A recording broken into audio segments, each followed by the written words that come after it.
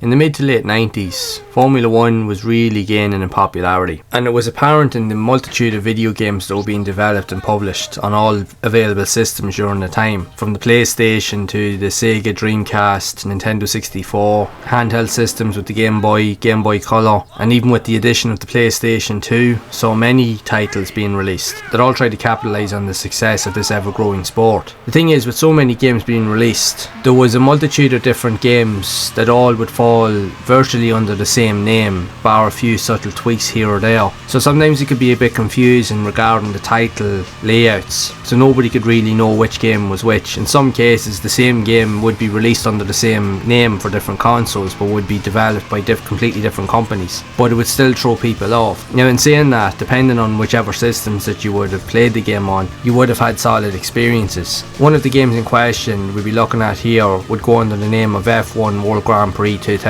which is simply also known as just F1 World Grand Prix, which did get a release on the PlayStation in late 99, 2000, 2001, but there would be other variations of this game that would see release on other consoles with the likes of the Dreamcast and the Nintendo 64 and the like. I remember going back when my brother had a Nintendo 64 console and he had F1 World Grand Prix on it, and I remember himself and my brothers played that game a ton. If anything, it was one of the most played games that they had on the console at the time, and looking back, even over reviews and so forth, it is considered one of the best racing games to ever be released on the Nintendo 64, as it is a very good, solid experience overall. But how does this other title fare out compared to the other games that I've mentioned, even though they're all under the same name? So like I said, it can be a bit confusing as to know which is which. Now, this is an entirely different experience in many respects. It does have really good visuals, mind you. It does have a good visual outlay. While it doesn't present anything new, it tries to do it in a slightly different way. Now, it does have different modes that gives you distinct arcade modes that will be familiar with very popular arcade racers of the time.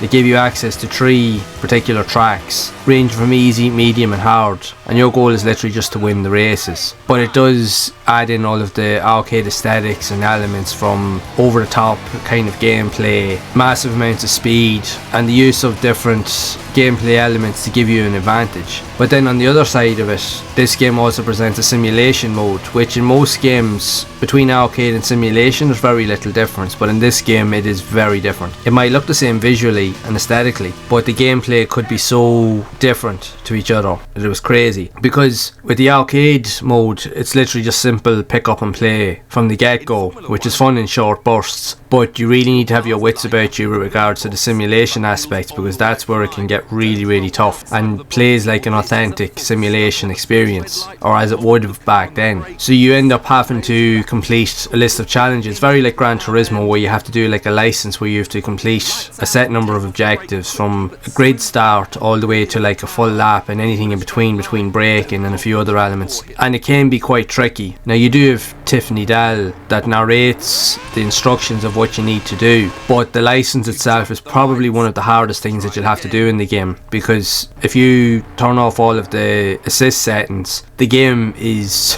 impossible nearly to play, as you have no grip, you have no traction control, you will literally slide off at every corner. But even doing the license mode, all of the assists and all of the features are turned off by default, so as soon as you hit a blade of grass, your car is automatically going to go into a spin and you fail the event instantly and you have to restart it. And let's just put it this way, if you've played any of the Gran Turismo events and you're looking to get the gold trophy in them, it's pretty much the same idea here. Just to complete it with a 50% completion ratio is what you need to win the event, but you will find yourself completing or trying it or attempting it multiple times before you get one good run. Okay, catch the car in front and get into the slipstream. Get as close as you can and then gently pull out and ease past him.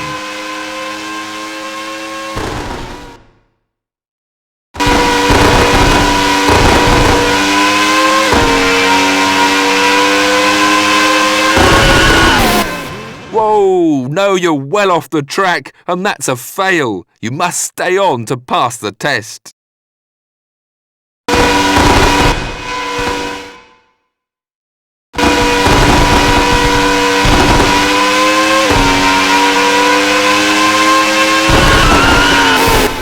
Sorry, you're off the track and that's a fail. Keep it neat and steady next time and then build up the speed.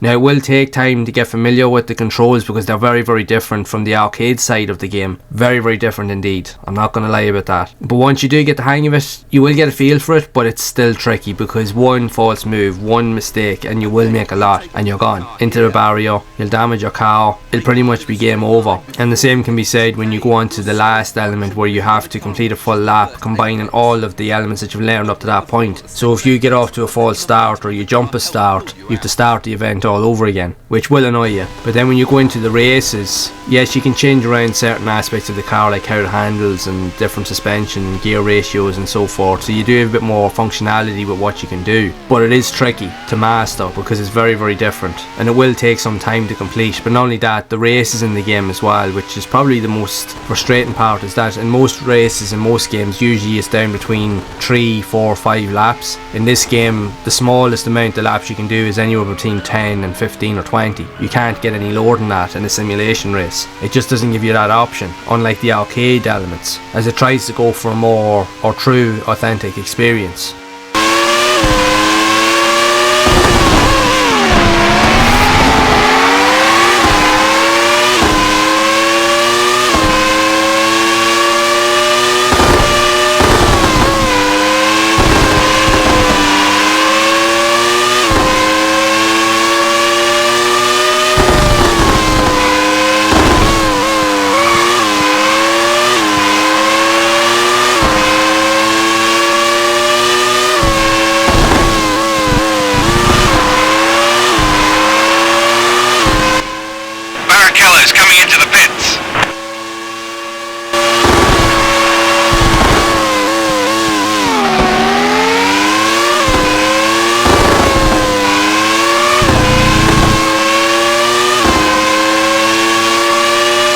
Now that's not to say that it's a bad thing. I think if anything, if you're looking for a very authentic experience on the PlayStation 1 way back in that time, this is as close to it as I think that you'll get. When we look at the sea of other Formula 1 games out there, this probably is one of the true authentic experiences that you can find on the system. But that's not to say that it'll be easy, it won't be. It is a tough game, definitely a tough game to master. It will test your patience. The races are tough. Unless you qualify and try to move up the ranks and trying to get the best times to get a good place on the grid at the start, the chances are of you winning a race from starting at the back of the pack is very, very slim, unless you're doing like a full on endurance race, which will consist of anywhere between 40 and 60 laps. Even at one run I done like a 13 lap race, and the highest I could get was 6th, which wasn't bad considering I had made quite a few mistakes. Now I had a couple of assists on to help me, because if I didn't have it I wouldn't have done it. I would have been in last place the whole time, because it was a struggle even with some of those elements on. But aside from that, it's not to say that it's a bad game, but it's just not the typical game that you could easily pick up and play and get into. It is for the arcade mode and it is good fun, but the simulation aspects of it, it is pure simulation at its core, and it's one of the most difficult games I probably have found to master in this format, especially in Formula 1 games on the PlayStation so far. So you'll have to have your wits about you when you're playing this one. But aside from that,